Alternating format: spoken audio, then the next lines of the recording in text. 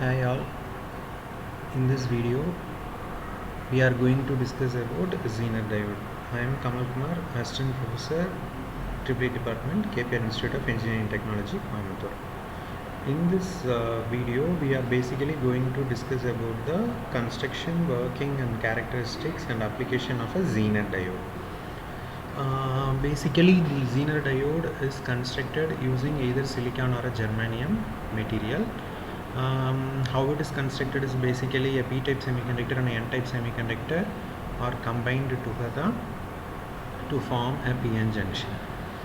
At the junction, due to diffusion process, the movable charge carriers from higher concentration area to lower concentration area forms a depletion region around the junction.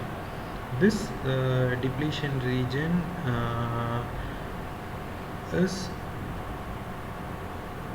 does not consist of any movable charge carriers, and it prevents the further electron flow without biasing the diode basically.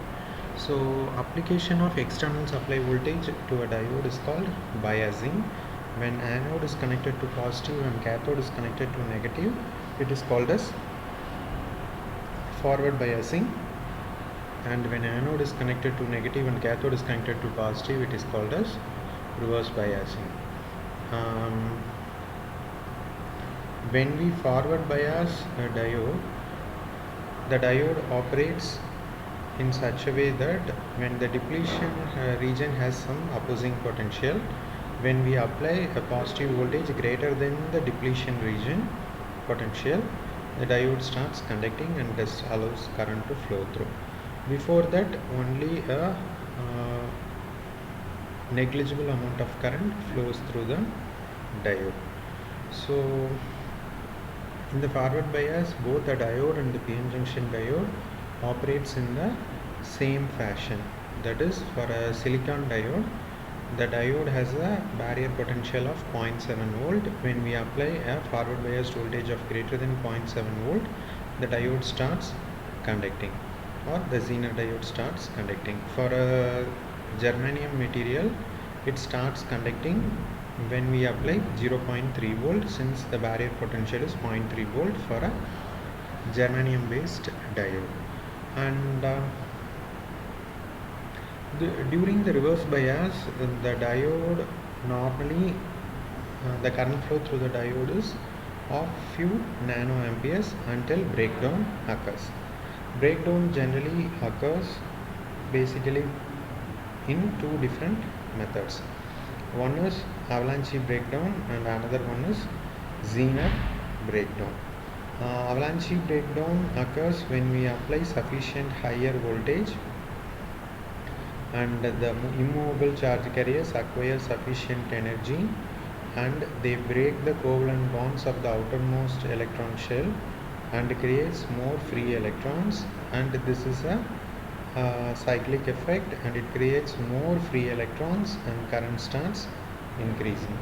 While in the case of Zener diode, a particular voltage, say around 4 to 5 volt is applied, and due to the application of voltage, the barrier breaks and the electron starts moving freely. So this is the two different mechanisms through which the diode actually breaks in the reverse biased condition. So generally, a p-n junction diode is not operated in a reverse biased condition, while Zener is normally operated in the reverse biased condition. And when we reverse bias a diode, say at a particular voltage, say by varying the doping ion concentration, we can vary the breakdown voltage of the Zener. And when you apply a negative voltage of, say, the breakdown voltage, actually the current starts increasing and the voltage across the Zener diode remains constant. So whatever the change in the input voltage, it is reflected as a change in current, while the voltage across the device is constant in a reverse biased condition. This property is basically used as a voltage regulator. So voltage regulator,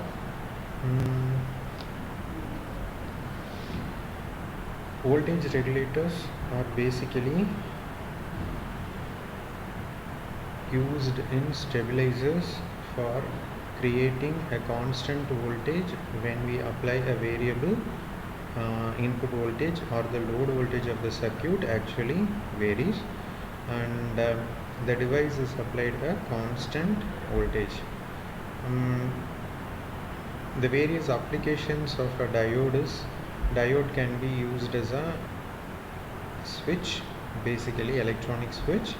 When we forward bias the switch is in on condition, and when we reverse bias the switch is in off condition. During the reverse biased condition, the diode offers a very high resistance, and during forward biased condition, the static resistance or the dynamic resistance of the diode is very negligible, so the drop across the diode is very minimum. In a reverse biased condition, the diode offers a significant higher resistance. That is the basic application of a diode.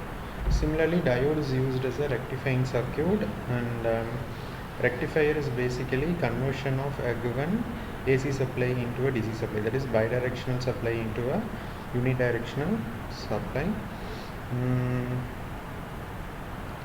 Rectifiers can be classified as half-wave, full-wave, and bridge rectifiers, and some other applications for diode or a Zener diode is switching, and switching circuits basically use controlled devices, while the diode and Zener are uncontrolled devices. Why it is called as uncontrolled devices?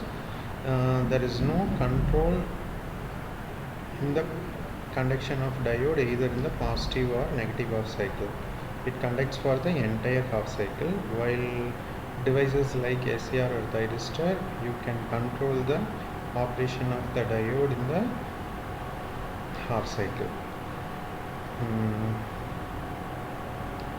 So diode can be used as a freewheeling diode in the switching circuits, like various converting circuits, and this diode conversion, you formed rectifier circuits generally offers an efficiency of 80%, and the efficiency of the full wave rectifier is much higher than the half wave rectifier, since both cycle conversion is achieved. One more important parameter in Zener is peak inverse voltage handling capacity. That is how much peak reverse voltage a Zener diode can handle. So the higher the reverse handling capacity, higher the reverse biased voltage we can apply to the device. This process is basically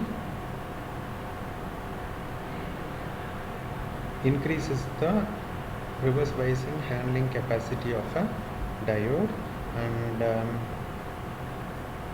various other applications of a diode can be used as a clip bar, diode can be used in clamper circuits, and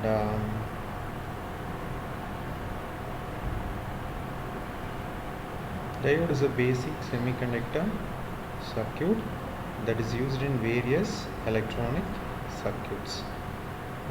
The typical applications of a diode, when we recall, is diode can be used as a switch, while Zener diode can be used as a voltage regulator. Regulation can be of two types, that is line regulation and load regulation.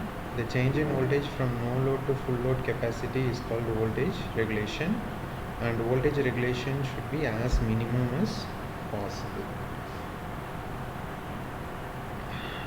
Thanks for watching this video on Zener diode, and